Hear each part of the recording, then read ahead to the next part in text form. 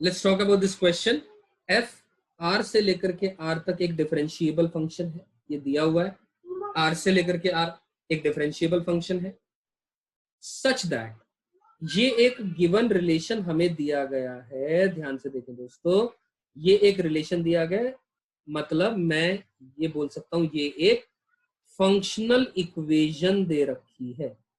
एक functional equation दी गई है, इस रिलेशन को होल्ड ट्रू कर रहा है फंक्शन एफ जो कि डेरिवेबल है, ऐसा क्वेश्चन ने हमें कहा है। यहां तक बात समझ में आ रही है?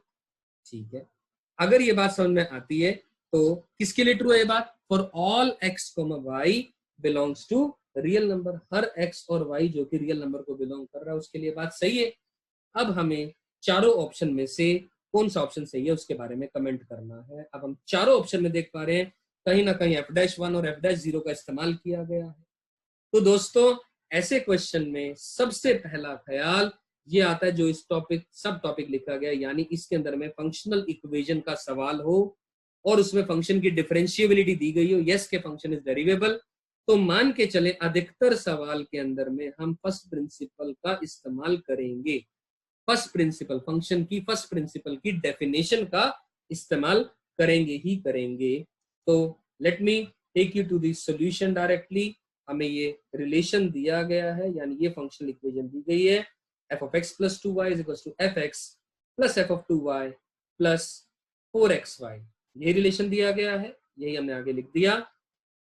तो सबसे पहले काम करते हैं, x और y की किसी भी रियल वैल्यू के लिए होल्ड ट्रू कर रही है बात, तो हम क्या कर सकते हैं, x और y दोनों की मैंने वैल्यू 0 पुट कर दी इस इक्वेशन के अंदर में, और एज अ रिजल्ट वहां से f of 0 की वैल्यू 0 आ गई। यहां तक तो समझ में आती है बात, क्योंकि ध्यान से देखें x और y 0 पुट करेंगे, f of 0 is equals to f of 0 plus f of 0 plus 0, तो as a result f of 0 की वैल्यू 0 आ गई। यहां तक समझ में आती है बात, इसमें कोई कंफ्यूजन नहीं है। चलिए बहुत ही बढ़िया। अब ये एक रिलेशन दे रखा है, ठीक है, मैंने जैसा कहा हम फर्स्ट प्रिंसिपल का इस्तेमाल करेंगे, फर्स्ट प्रिंसिपल की डेफिनेशन का। हमें पता है, क्या मैं इसको थोड़ा सा मैनिपुलेट करके ऐसे लिख सकता हूं, क्योंकि क्वेश्चन में f of x plus y की जगह f of x plus 2y के बारे में कमेंट किया गया है। तो मैंने क्या करा, f of x plus 2y, f of x plus 2y minus का fx, ये इधर लेकर के चला गया, तो ध्यान से देखिए क्या बनेगा, f of 2y plus 4xy बनेगा। अब मान के चले हमें फर्स्ट प्रिंसिपल की डेफिनेशन मालूम होती है, क्या होती है उसके अंदर में, limit h tending to 0 f of x प्लस h माइनस का f of x divided by h। तो यहां पर आप इसको ऐसे समझ लें, ये y जो 2y है ये h दिया हुआ है, तो एक तरीके से मैंने क्या करा, इसी रिलेशन का मैं इस्तेमाल करूंगा। कैसे इस्तेमाल करूंगा, ध्यान से देखो।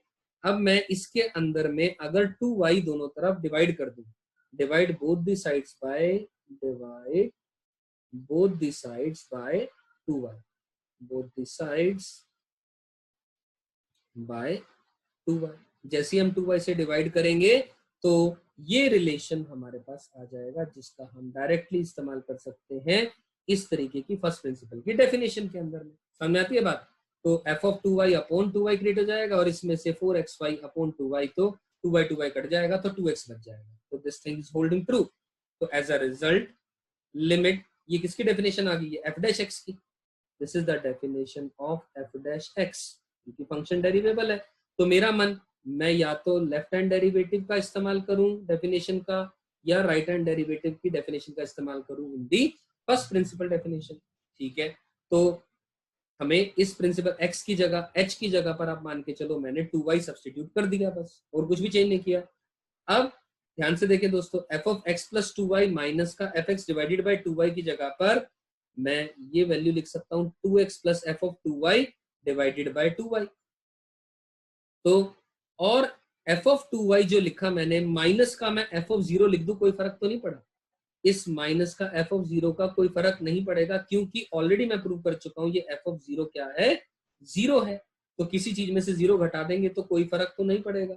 लेकिन हमें इसका क्या बेनिफिट मिलेगा, ध्यान से देखें, इसकी तो टेंशन खत्म है, ये तो 2x अलग से आ गया, लेकिन इतने पोर्शन की अगर मैं बात करूं, ध्यान से देखें, इस बात को देखें, इधर अलग से लिख रहा हूं मैं, limit y tending to 0 f of 2y minus का f of 0 divided by 2y, ये लिखा हुआ है। तो बेसिकली दोस्तों क्या मतलब है इस बात का? इस बात का मतलब f डैश 0 ही तो लिखा है, ये ध्यान से देखें, ये क्या लिखा है, f डैश 0 ही तो लिखा है, क्योंकि इस बात को मैं ऐसा लिख सकता हूं, limit y tending to 0 f of 0 plus 2y minus का f of 0 divided by 2y, आप समझे 2y आपका बहुत छोटा नंबर y टेंडिंग टू 0 या h मान लो 2y को, अगर आप h से फेमिलियर हैं तो एज अ रिजल्ट हम बोल सकते हैं ये f डैश 0 है, बिकॉज फंक्शन तो डेरिवेबल है, तो RHD या LHD दोनों की वैल्यू f डैश 0 के बराबर ही होगी, क्योंकि x इक्वल टू 0 पर अपन बात कर रहे हैं, और क्वेश्चन ने कह रखा है the function is derivable for all x belonging to real number, तो इसका मतलब ये एज इट इज 2x नीचे आ गया और इसकी जगह पर f डैश 0 आ गया। यहां तक मेरी बात समझ में आ जाती है? तो ध्यान से देखें, फॉर ऑल x, अब अगर मेरे पास f डैश x की वैल्यू ये आ गई, हमें क्वेश्चन में क्या पूछा गया है, ध्यान से देखें दोस्तों, क्वेश्चन में हमें f डैश 1 f डैश 0 इनके बीच में रिलेशन के बारे में बात की गई है, तो हमारे पास f डैश x का रिलेशन f डैश 0 के साथ आ गया, तो x की वैल्यू मैंने 1 सब्स्टिट्यूट कर दी, x की वैल्यू 1 सब्स्टिट्यूट करी तो ध्यान से देखें दोस्तों क्या आएगा, f dash 1 is equals to 2 plus f dash of 0, f dash 1 is equals to 2 plus f dash of 0, 2 plus f dash of 0, कौन सा ऑप्शन इसके अंदर में सही हो जाएगा, देख लें आप, f dash 1 is equal to क्या आ गया, 2 प्लस f डैश ऑफ 0, क्योंकि x की वैल्यू 1 सब्स्टिट्यूट करेंगे यहाँ पर, तो f dash 1 is 2 plus f dash of 0, f dash 1 is 2 plus f dash of 0, ये हमें f डैश 0 यानी क्या लिखा गया है, ध्यान से देखें, f डैश 0 लिखा है f डैश 1 माइनस का 2, f डैश 0 लिखा है f डैश 1 माइनस का 2, यानी ऑप्शन नंबर डी आपका सही हो जाता है, that's the answer to this question, correct. तो क्या दिमाग लगाना है इस सवाल में, एक जैसा मैंने लिख दिया, मैं फंक्शनल इक्वेशन फर्स्ट प्रिंसिपल का इस्तेमाल करना था, डिफरेंशिएबिलिटी दी हुई थी फंक्शन की, और उसी तरीके से हमने देख सकते हैं आप लोग, हमने सारा इस क्वेश्चन में रिजल्ट्स निकाले, थोड़ा सा मैनिपुलेशन इस गिवन फंक्शनल रिलेशन को किया, क्लियर।